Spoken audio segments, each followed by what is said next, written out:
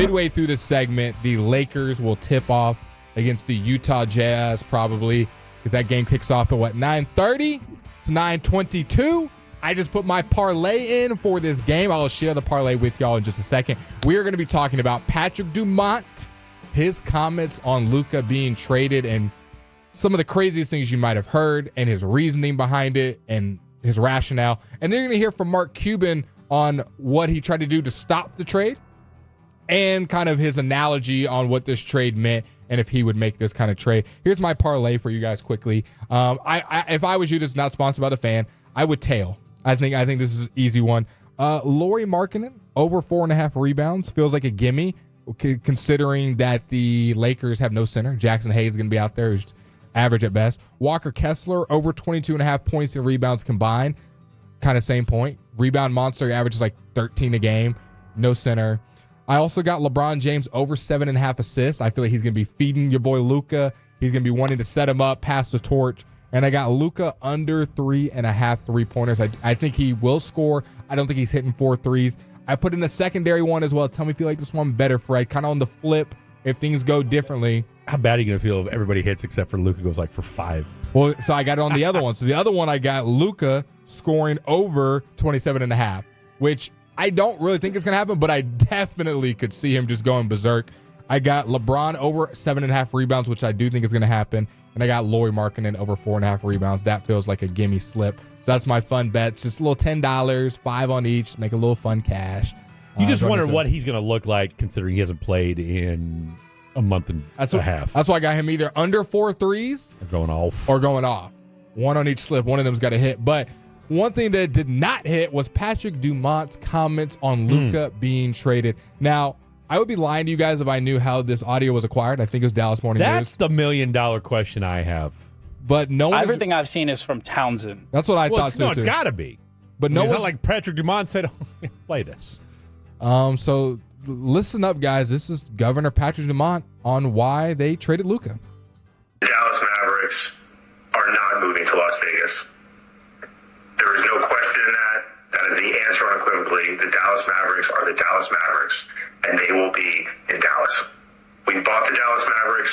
We're keeping them in Dallas. We're committed to Dallas, and we're committed to our fans as the Dallas Mavericks, and that's where the team will stay. This is not in question. I'm not sure where this is coming from. I appreciate people asking it. Our family happens to live in Las Vegas, but we have investments all over the world. And the Dallas Mavericks is the team we bought.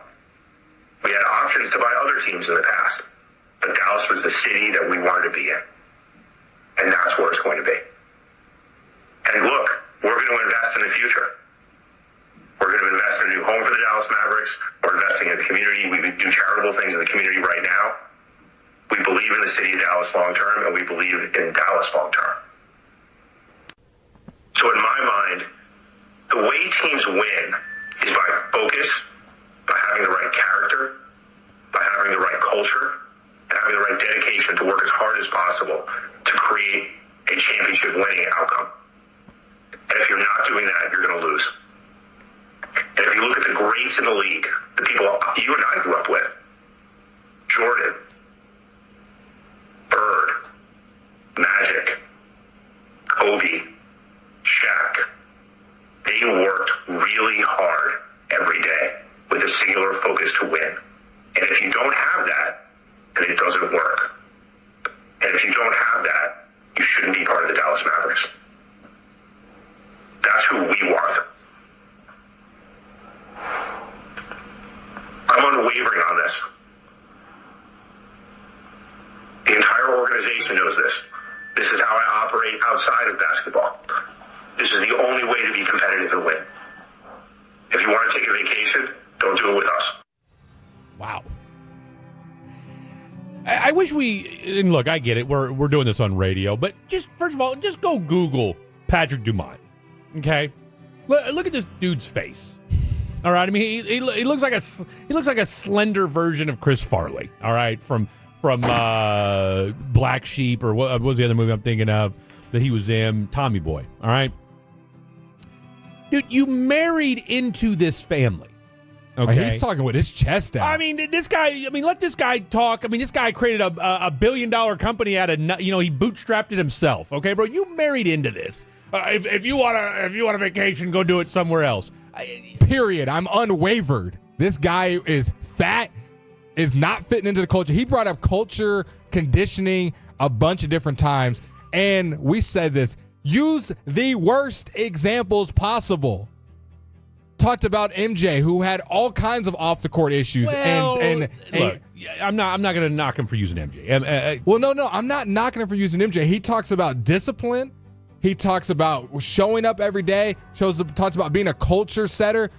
All the guys he named have one or two of those. None of the guys he named have all four. No, I mean, look, and really, I would argue that in some way, Luka is Michael-ish in the sense of, now he doesn't have the insane athleticism that Michael's got, but as far as and again, am I crazy to think to win you got to be a little crazy? It's not run of the mill, show up every day, 8 to 5, last guy in, whatever, and just be a hard worker, and that's all you need. Look, the crazy guys win.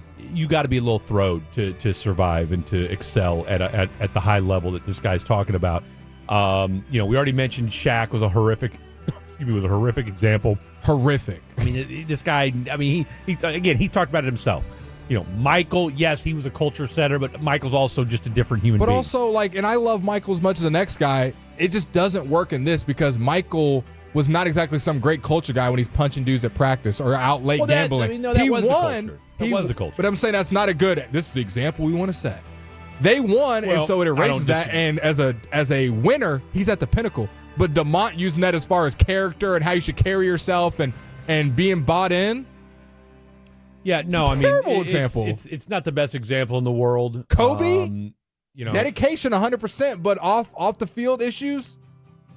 Well, I mean, look, he had that little thing in Colorado go down, so I mean, there's definitely that you can reflect on. And the fact that he does not mention the guy that played for your franchise for over a decade, brought you your only title, and is enshrined as going to be the greatest Maverick ever until someone else. Well, he definitely is now. And you don't even mention him. Don't even throw him in the combo. You're mentioning guys like Shaq when we talk about work ethic, dedication, showing up every day to be better. I mean, all those guys he mentioned, right? Look, here's the deal. They were all champions. Okay, agreed. All champions. But again, if that's the comparison you're using as far as if that was where you stopped it at, hey, we want titles, we want our guys to be champions like these guys, that's one thing. But to throw in all the other things that they did and then to juxtapose that with Luka, what's Luka's greatest sin? Being a little pudgy and loving to play basketball? Yeah. That's really what we're talking about here, because again, we're not talking about a guy that goes out all night. No. We're not talking about a guy that's all over social media. We're not talking about a guy that has had other people come out and say, oh, he was out freaky deaking with so-and-so. Has he ever had a teammate speak bad about him, about how he handles something in practice? Dude, he's been with the same girlfriend for, since he was a teenager, for crying out loud. So, look. And then, I don't know, our boy Slow Hoops fan, who obviously, hey, we know he's a big Slow Hoops fan. We know he's on Team Luka, so there's no question about that. But he had something that I thought was quite interesting, where he said that, and I think it was him that put this out, or he at least quote tweeted it, that since Dumont has taken over as CFO and COO, a.k.a., Chief Financial Officer and Chief Operations Officer of the Sands Company, they've lost $7 billion in market cap since he took over. Okay? Now, look, I don't care who you are. $7 billion is a lot of money, all right? And by the way, even billionaires are noticing that. Even billionaires notice $7 billion missing, right? And so you're going in the wrong direction. Now, is that not to say that there's other things that have gone up? What Maybe are the have. Mavericks? I don't know. But I have a hard time, if that was if what Patrick Dumont just said was supposed to be the rallying cry for why you went out and got Luka? I think just because he thought he spoke emphatically that people were going to buy it. I haven't seen one fan be like, you know what? Decent reasoning. Even the people who wanted to trade Luka, I didn't see under that tweet of, this is the reason you trade him. It was a terrible reason. They have so much more of a leg to stand on two instances. One is going to be hypothetical, one is real. Hypothetically, if you were missing the playoffs, losing in the first round, Anthony Davis has been taking a team that's better, worse, whatever, to the NBA Finals, to the conference finals, and Luka keeps losing in the first round, but we know Luka's better, but you trade him because, hey, he's not winning in the playoffs. Right. you have a leg to stand on. People are still going to be mad because he's 25, generational talent, 5-time All-NBA, second highest playoff scoring average, third highest overall in the season. People would still be mad, but it'd be like, hey, he hasn't won in the playoffs, can't get us over that hump. We're going to trade for this guy that's a little more proven. Cool. Yeah. Now, the one that did have a little bit of credence, if they'd have used this as their reasoning for pushing him out and what Dumont came out with a statement and what Nico came out with a statement, but it wouldn't work for the trade. That's why they didn't say this. Hey, we were scared his injuries were going to pile up and his body was going to break down. Yeah. And so we moved off of him. It had nothing to do with his talent. We felt like his injuries were at the point of no return and his knee is going to get worse and worse and we're not going to see full seasons from Luka. That's why he moved on. Tough pill to swallow, but it's also like, okay, maybe they knew something medically that we didn't know. This whole thing about his character, culture fit, kind of how he pretty much handles himself off the court, and that's the reason he moved off of him, is pitiful when you move on to a guy in AD who's not even going to be on this team, or he's not going to be available to play for this team because of injury. No. And then, again, it's a rotten way to do business. It's a rotten way to try to stand on whatever grounds you're using. Go trade for Mikal Bridges, who never misses a game, if that's the stance you want on a guy that's just conditioning is your most important thing. Who cares how good you are at basketball? I mean, that's clearly just conditioning. I mean, look, obviously, injury rate is not an issue to them based off, the way they want to tell it. So, I mean, look, look, now that we've heard we haven't heard from Nico yet, as far as since that opening day press conference that he had that Sunday, we haven't heard anything from him since. I got to believe that, it would, I mean, look, they're waiting to find out, and I wouldn't be surprised if they already know the answer to the AD solution. Okay. Like I would not be at all surprised if that's grim at best. And they know the pushback. There's no look. The day they come out and say, "Oh," because my guess is, and this is how, and this tells you how mangy of an organization this is now with Nico and Patrick Dumont running the show, and it's amazing how quickly things have turned. Because as somebody else alluded to on the text, I mean, you guys thought he was a great GM. No, we all did, because he had made good moves prior to all this. But that said, look, depending upon what happens, my guess is they're going to put another 2 or 3 weeks on it and try to string it out that way so they don't hit everybody upside the head with, oh, by the way, AD's out for another month. And I bet they won't do it until after the homestand's over. Yeah, All-Star break for sure. Oh, they'll definitely wait till after the All-Star break. This is from our boy Iztok Franco, who's a great follow on Twitter, one of Luka's. It might have been Iztok to put that out, too. I don't remember who it was. Iztok put out a tweet today that I thought was great. It got a lot of traction. The Mavs organization have the highest standards for Luka, but nobody else. Yeah. Before Luka came to Dallas, the Mavs had not won in the first round in 7 years, which is true. Jason Kidd had been a disaster in his previous coaching stops, which is true. Unless you want to kind of count the LA kind of assistant coaching situation. Nah, nobody cares about you as an assistant. Nico Harrison had 0 NBA front office experience, which is true.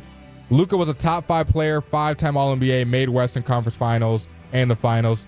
Didn't hear any NBA experts rank the Mavs coach a top 5 coach before Luka got there.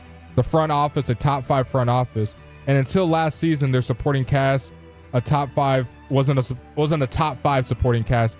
Yet the loss in the finals was the only guy who showed up when it mattered.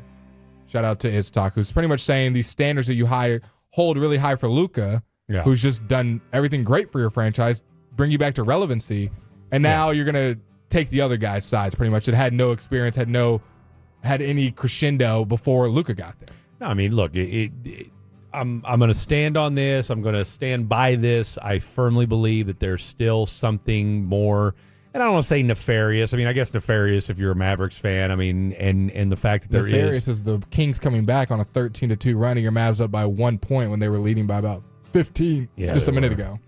But no, I feel like there is more to this. I think everything that you've heard out of Patrick Dumont, I think everything you've heard out of Nico is all lip service. I think it's easy for them to sugarcoat everything. And again, it's easy to throw all that out there, get people pissed off, and get all upset. But then, hey, they're sitting courtside today.